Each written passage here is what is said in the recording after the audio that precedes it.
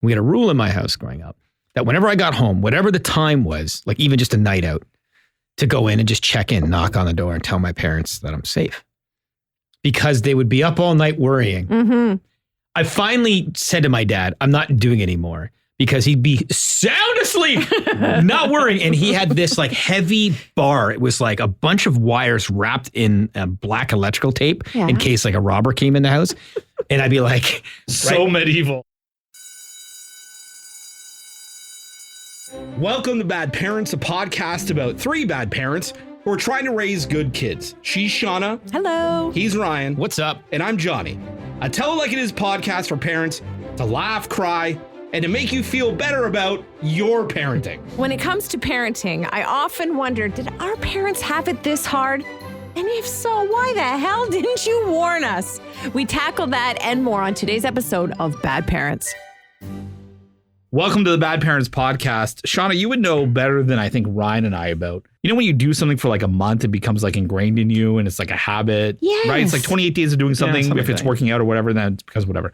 So this is our 11th episode, which means we've been doing it for just over 2.5 months now. And if you've been listening to all the episodes, we are now ingrained in your life, right? You've been doing it now for so long. You can't get enough of us. So. You can tell too, because more emails are coming in. Hey, talk about this. Hey, talk about that. Or hey, thanks for making me feel less Sure. Terrible parents. Yes. It's badparents@curiouscast.ca is the website. If you have like any comments for the show or you want to suggest a topic, you can do that as well.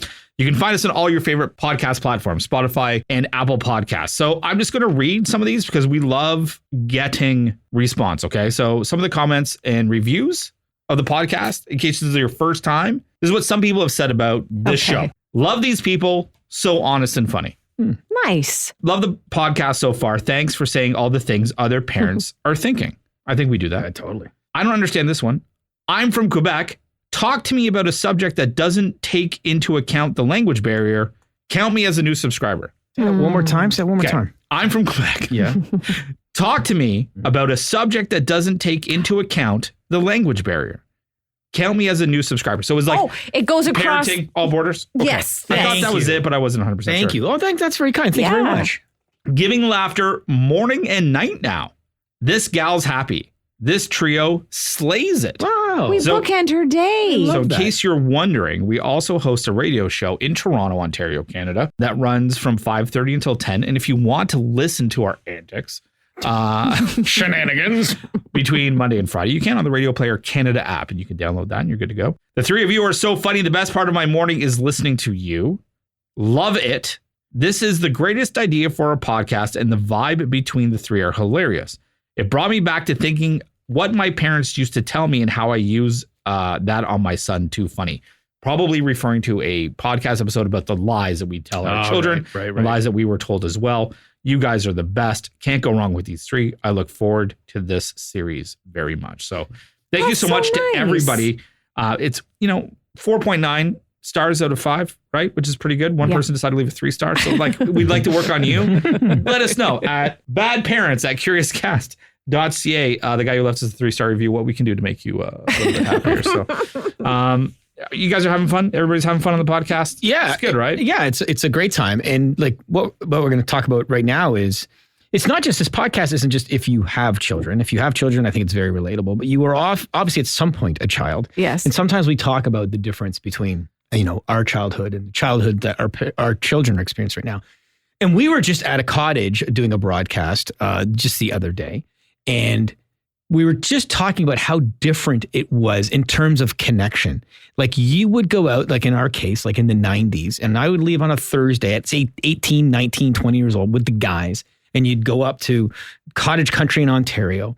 There's boats, there's lakes, there's drinking, there's bars, there's cliff jumping, there's chaos, jet skis, and my parents wouldn't know anything until I got home on like Sunday afternoon. Isn't that mind-blowing? We know right now, all three of us, where exactly our kids are, how they're doing, probably their temperature. Right. And yet what our parents went through without that connection. Like, I don't know how they slept, to be honest. Like, I guess they didn't know any different, but I just can't imagine, let's even say a 20-year-old, like not talking about a child, like a 20-year-old man or woman, your daughter or your son out for 3 or 4 days at a cottage where all those things could happen, dangers could happen, and you have no connection to them. It blows my mind. Is it? And that is the actual question. Does it make parenting harder or easier when you just don't have that level of awareness? Do you feel that maybe some of the ability of like, we know where our kids are at all times and we get a hold of them no matter what, is because we have the ability to do so. Right. Where back in the day where I was talking about us up at the cottage and whatnot, our parents didn't, right? Especially like, for example, Ryan and I went to a cottage that was like literally on an island. Like it was one of those water access cottages that didn't have a really awesome phone line. And if, there was ice on the lines, you couldn't get in touch with us. And It makes a lot of sense. And, it's amazing, at least from my parents. We used to go to like a festival north of the city here when we were kids, and a band called the Tragically Hip would usually headline it. It was called Another Roadside Attraction. And they would just be like, yeah, just go ahead, just drive up north and spend 3 days like sleeping in your car in a parking lot and like just go and see all these bands where like there was alcohol and like drugs, a small amount of drug use and whatnot. And I'm like, but this is coming from a generation that like, could have went to Woodstock. Like Woodstock is your sort of like concert fest. And you're like, okay, I kind of get it. Yeah. I kind of understand that thing. So, but then why aren't we the same? Like, why, if we grew up with like these kinds of freedoms, why am I thinking like, no, I'm going to helicopter parent. I'm going to hover over top of you. It's because we have the ability to do so. Mm-hmm. There's so much free time, right? Like, remember back in the day where like your parents would work 9 to 5, right? 9 to 5, and they would come home and do whatever. Like, I have the ability now to literally be on top of my children from when we get off the radio show until they go to bed. I think the co-parenting thing is a huge now where it's listen, a lot of the is still on the mom, but I think dads have more of a role. Changed oh my God. So much. Right? I pick up my kids for many, many years. This year, they're more taking the bus, but I would say it's 50-50, to be honest, between dads and moms picking up their kids. I think that we're not a 9 to 5 anymore. People work from home. Absolutely. And I think, dads are way more hands-on than the generation previous. It's a great point you make about having the access to it, because one of the things that bugs me about our parents' generation, the baby boom generation, is they act sort of arrogantly about, you're using screens too much. You're using connection. You shouldn't use the air tags on your kids. But it's because they didn't have the option. You're telling me that they wouldn't have enjoyed a little bit more time Saturday morning by having us on our iPads. You forget that we were in the basement for 6 hours sometimes watching repeat Sesame Street. But there is an arrogance there, like they didn't use it as if they could have, but chose not to. Sure. I also think that, maybe there was a bit more heavy-handedness to parenting back in the day than there is now, where if you're saying, I'm going to go on my BMX bike with my buddies in the forest, and my dad is like, once those lights come on, the street lights, you better be home. And if you're not, like, it's time to go, like get in some serious trouble. And I think every mom, I know my stepmom did, she had her own distinct whistle. And if you were at the schoolyard and you heard that whistle, like, let's go. And every mom had their own distinct whistle where you knew where you were going to get in trouble. But how many days did you spend summer vacation where it's just like, you're out the door at like 7:30 and you're not back until like dinner time? I don't disagree, but I also agree with you, Shauna. Like sometimes I get caught up in my own time with my kids and their screen time, and I get a little bit nervous and worried. But then I do think of like, I watched a lot of television. Yeah. Like I was out, playing road hockey and in the forest. I get it. Drinking from the hose, all the classic kind of Gen X type things that we've talked about. But I did spend a lot of time watching TV. And I'm thinking to myself, what's really the difference between me watching television for like a large chunk of a Saturday compared to my kid watching an iPad? I know. It gives me comfort. Right. I may not be what I'm supposed to be doing, but I do think that we've been watching that Pluto TV app, and they have all the old shows. Right. And watching them now, I'm like, I was watching this at 10. I was watching Three's Company. I was coming home from school, plunked down, watching TV forever. So is it worse? I don't know. I mean, I think probably technically it is worse, but I don't think it's such a great leap that we sometimes make it sound to be. But does it also give you pause to then say, my kid is having X number of hours or whatever of iPad or screen time, and then balance it? Like it makes you consciously balance it out? Yeah, that's a good point. It does for me. Yeah, for sure. Where I'll see Olivia or Jack on the iPad a little bit too long, and I will consciously be like, let's go outside. Yeah. Where maybe if they were just watching TV, like regular, like it's almost like there's a distinction between iPad and TV. It's the same thing. or I would I consciously, let's go do something else. Just to kind of finish where we started, one thing I do remember, we talk about, our parents didn't know where we were and they would have to worry about us, and we have all this kind of connectivity. So we had a rule in my house growing up that whenever I got home, whatever the time was, like even just a night out, to go in and just check in, knock on the door and tell my parents that I'm safe. Because they would be up all night worrying. Mm-hmm. I finally said to my dad, I'm not doing it anymore, because he'd be sound asleep, not worrying. And he had this heavy bar. It was like a bunch of wires wrapped in black electrical tape in case a robber came in the house. And I'd be like, so medieval. So it was old. My dad was old school. And so I would come in reeking of cigarettes from a bar in Brampton, Ontario, Canada. And I would walk in and be like, Dad, it's Ryan. It's like, no, I'm home safe. Dad. And he'd grab the bar and I'd be like, no. So I said, I know that you can't sleep and you're up all night, but you look pretty sleepy to me. So no more. I'll see you in the morning.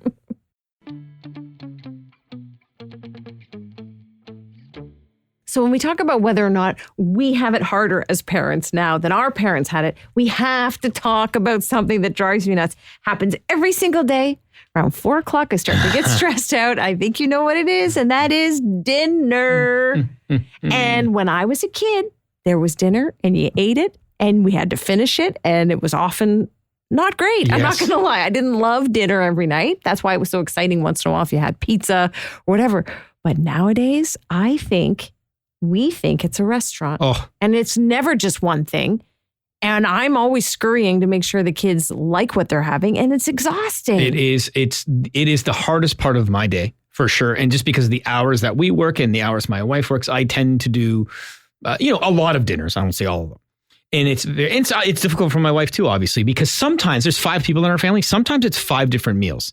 And it's one thing for the adult things. I don't mind that because my wife knows what I like. I know what she likes. And it's fun to cook that kind of stuff. It's the kids, man. It's like you just don't know what they're in the mood for, what they like. One day they like one thing one day, and the next they won't. All 3 of them have completely different styles. And that just was not an option growing up. Oh, man, not even close. What happened to when my kids, who are a lot younger than yours at 4 and 2, what happened from you guys eating avocado and broccoli for dinner to now only eating chicken nugget shaped in brontosaurus shapes? Yeah, it's crazy. Where did that transition happen and whatnot? The mom and dad guilt thing is super real. And I think all we want to do is just eat something that is not super junk. Just eat something.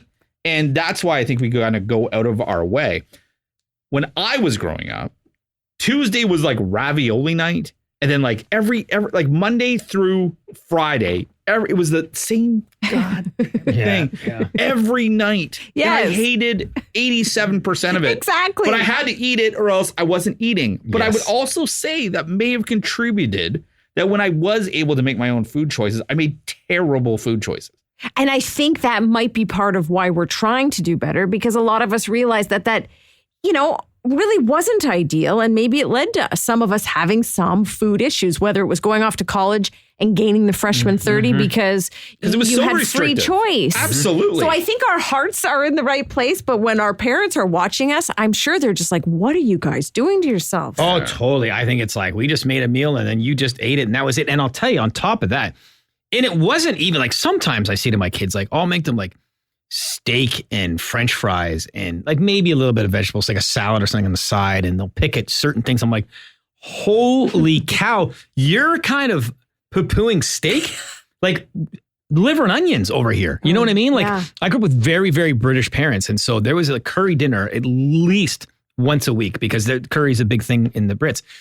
And I love it now as an adult.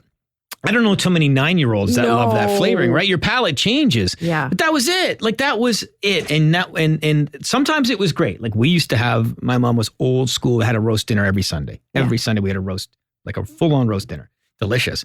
But there's other days of the week where you didn't like it and you just sat there and ate it. That was it.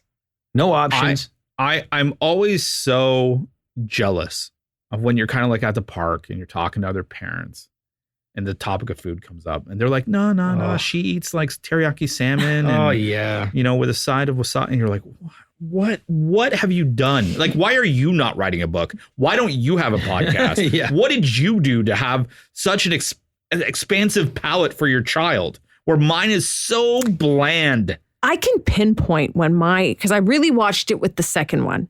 The second one was on his way to being a great eater. Quinoa, avocado. I was so proud. I'm like, here we go. I'm going to fix it now, because the first one's always a bit of an experiment. Right.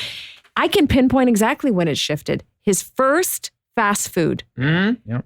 I think it messed him up. I think as soon as we got him McDonald's for the first time, suddenly it was like, oh, is this what delicious is? And it was a sudden imbalance where now we were going to McDonald's a little more. Plus, life gets busy. You have all these away games or baseball starts. And for convenience, you're starting to rely more on fast food. And I think as soon as we introduced that kind of flavors into his palate, he stopped eating all the good stuff. And I can tell you for myself, I got 3 boys, 2 out of the 3 in particular, when we bring home fast food, I can see it's like a chemical in their brain. Oh, man. Their moods can go from, they could be in a bad mood or just kind of normal to excited. You got especially when they don't expect it. Yeah. And it's just like, oh, you're the hero. Oh, you're a hero. And they attack that bag. And I'm like, there's something in that. Oh, yeah. Because you're not, my meatloaf doesn't get that kind of reaction. No. Yeah, no, for sure. It's very tough that way. I also wonder when it comes to is it harder for our parents then and now? Ryan, I know your parents were older and my parents were a lot younger. So Ryan and I have been friends forever. Since we were in high school, we met, and I knew Ryan's parents very well, and Ryan knew my parents very well. My parents were very young when they had me. My mom was still a teenager, and my dad was just extremely early 20s. Now, I'm not talking 13 and 20. I'm talking she was 18 and my dad was 20. Yeah. And so I wonder if there was more help for my younger parents when they were kind of going through whatever with me. I was an older dad. I'm no Al Pacino, but I was 43 when I had my first kid, and my parents were doing their own thing. Not only do they live far away, but they just kind of do their own thing. And I also had 2, and my parents had 1. And I'm just wondering if it's more difficult now because I didn't maybe have the help that my parents did back in the day, where it seemed more like a family sort of close knit sort of community, whatnot, between both grandparents and whatnot. And I wonder if it's harder now. And I'm sure we all had our sort of issues in the 1970s when I was born, 1975 and onwards. There were scares in the world and whatnot, but we literally parented us. I'm talking us now, present day, literally parented through a pandemic. Yep. Wherever you want to fall on that thing. The financial crisis, no matter where you live listening to this, is real. Yeah. I'm not a super massive fan of just regular news. They really like to, a lot of things happening in the world that can really make you think about the future for our children and us and whatnot. So if you were to ask me, and I'm by no means am I putting, if you're my own personal opinion, I think it's harder to parent right here, right now in the history of whatever. Maybe the cave people, maybe the cave people, because you weren't 100% we still have grocery stores. I think it's a lot harder now. I think so.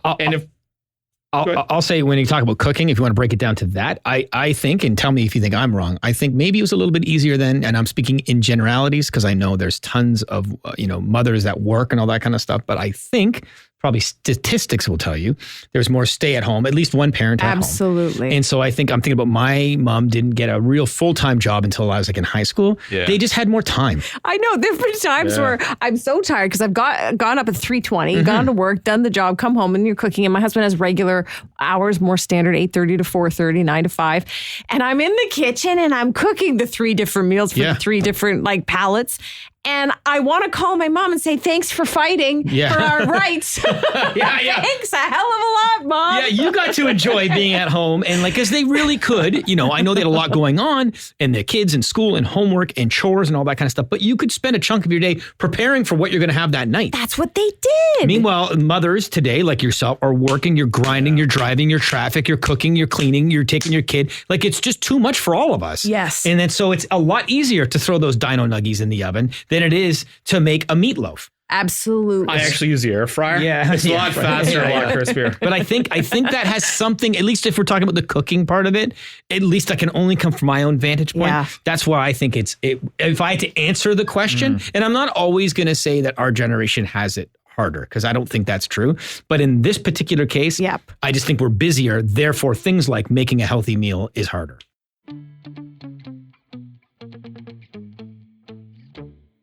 So we're talking about whether or not, as a parent, is it harder now for us than it was for our parents?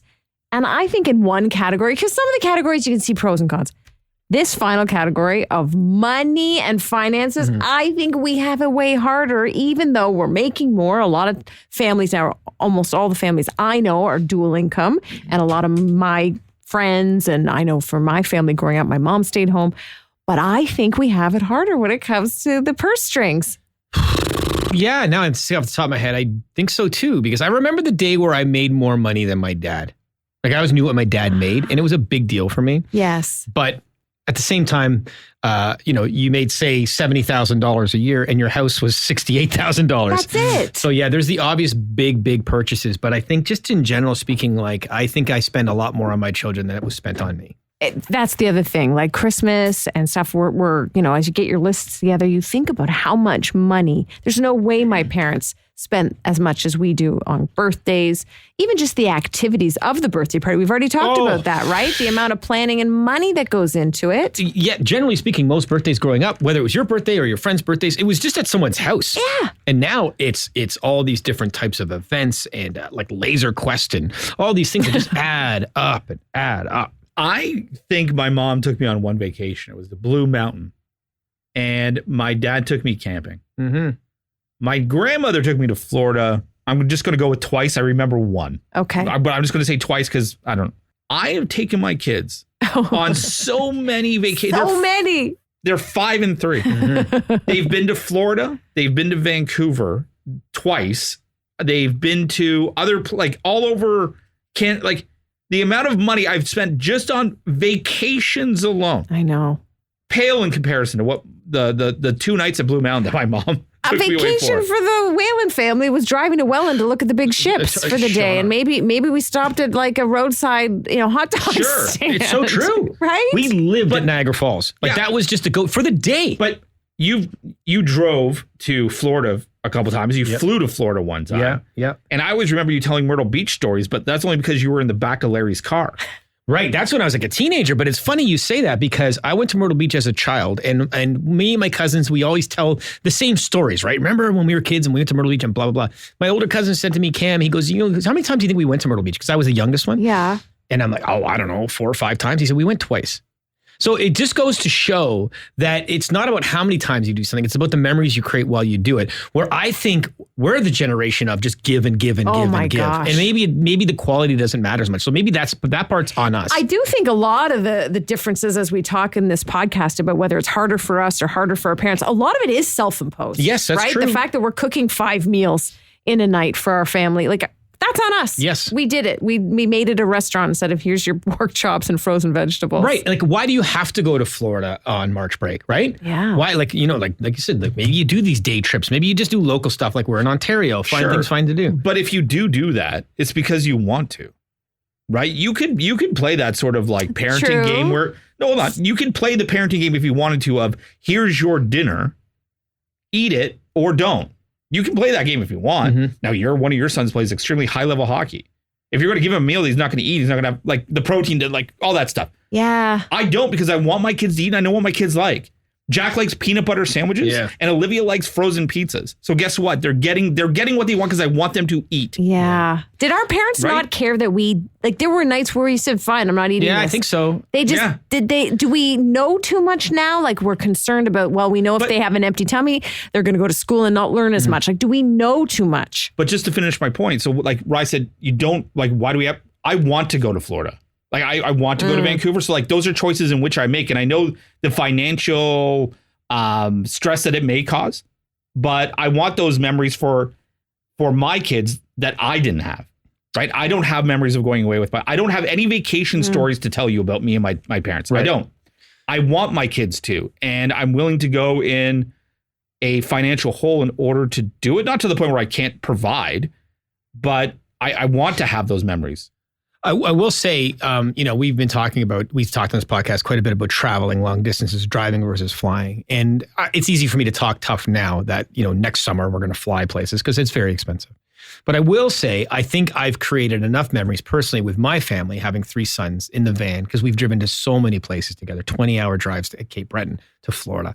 So I do feel like I've created enough memories that if we just fast forward to the flight now. Yeah. So I do understand your point about you want to create these memories.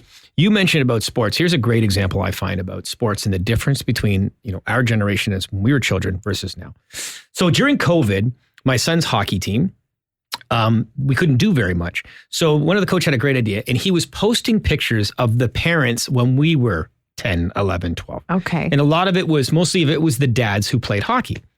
And so he would post a picture of guess which dad this is. And I'm telling you right now, the pictures, like it'd say it's 1984. The kid's got mismatched socks. The tape around the socks is electrical tape. It's an old wooden stick that was taped, to start the season. And that same tape would stay on the stick at the end of the season. Nothing matched. It was just a bunch of rando stuff that you probably got from your older brother. And then I look at my child. Now, I will say he does play high level and it comes with a cost and you get a lot of that gear. But I can't imagine the children today of having hand-me-down this or electrical tape instead of hockey tape, or just a $50 Canadian Tire stick versus a $250 with the flex and all that kind of stuff. So it's just, there's the difference in cost. I mean, life is more expensive now, but it's just everyone's wired differently now. And maybe it is a certain degree our fault that you could say no, but you don't. Yeah. But there is a little keeping up with the Joneses. Well, sure. Especially in hockey, you can't be the only one. Like we have a kid at the rink we call a kid with the wooden stick. Right. Right? Because everybody else doesn't have one. Right. And there is a little bit of that. And then I've talked to other parents too, who have kids on the hockey team and or soccer team that my son plays on. And they say things like, it's funny.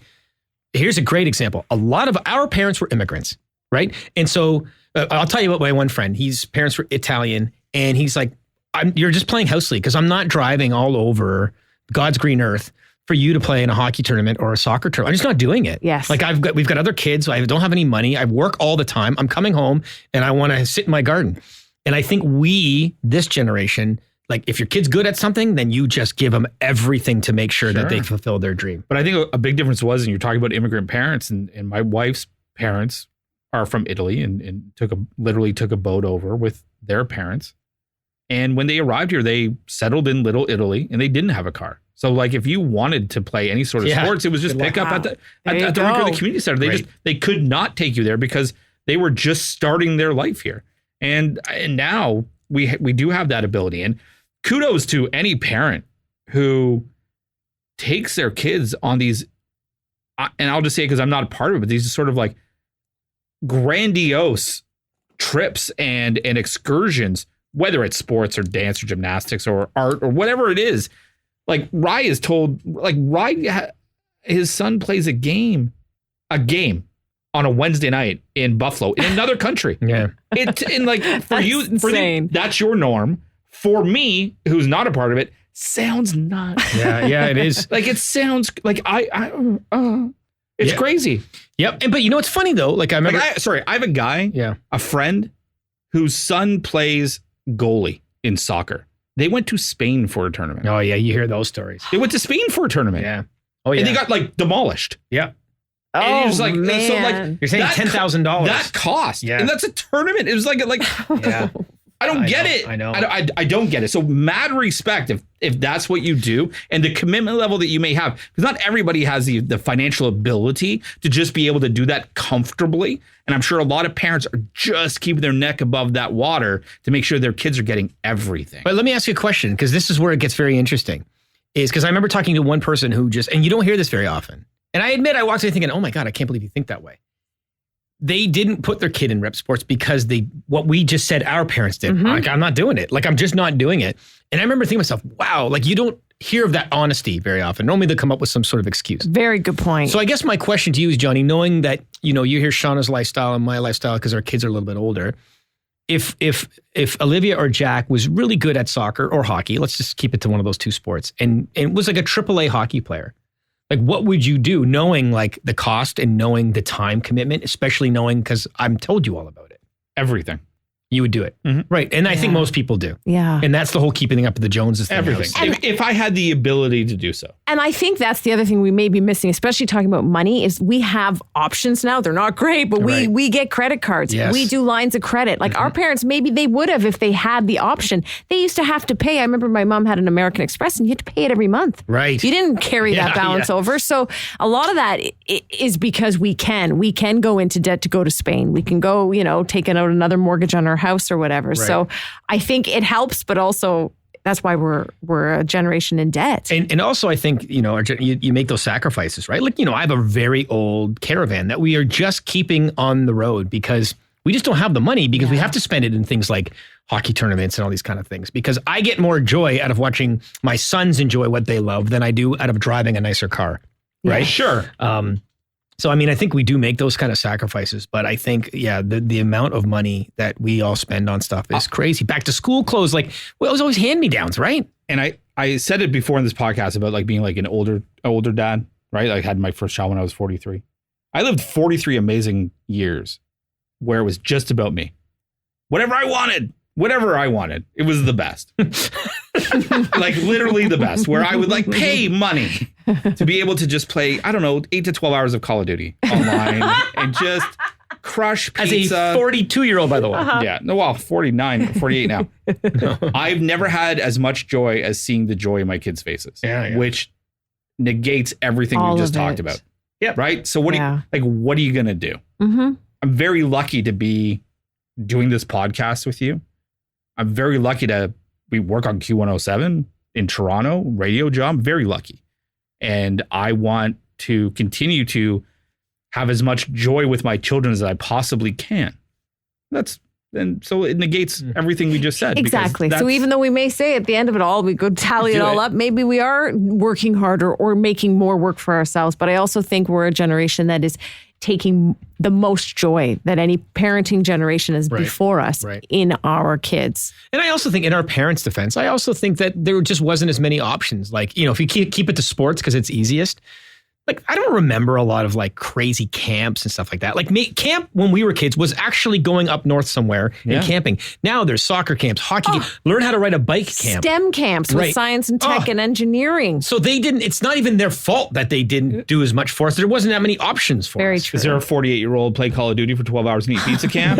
Imagine if there was. You get every badge there is. That's it. So thanks for listening to the podcast. We really do appreciate it. We're now like months into it, and hopefully it just keeps going. And if you have any stories that you want us to kind of talk about, you can send in your ideas at badparents@curiouscast.ca. If you have an idea, like I said, a future episode, we're on all of your favorite podcast platforms, whether it be Apple Podcast or Spotify or whatever you get it from. And like I said, we have a radio show. It's on Q107 in Toronto. We're on from 5:30 a.m. to 10 a.m. Eastern Standard Time.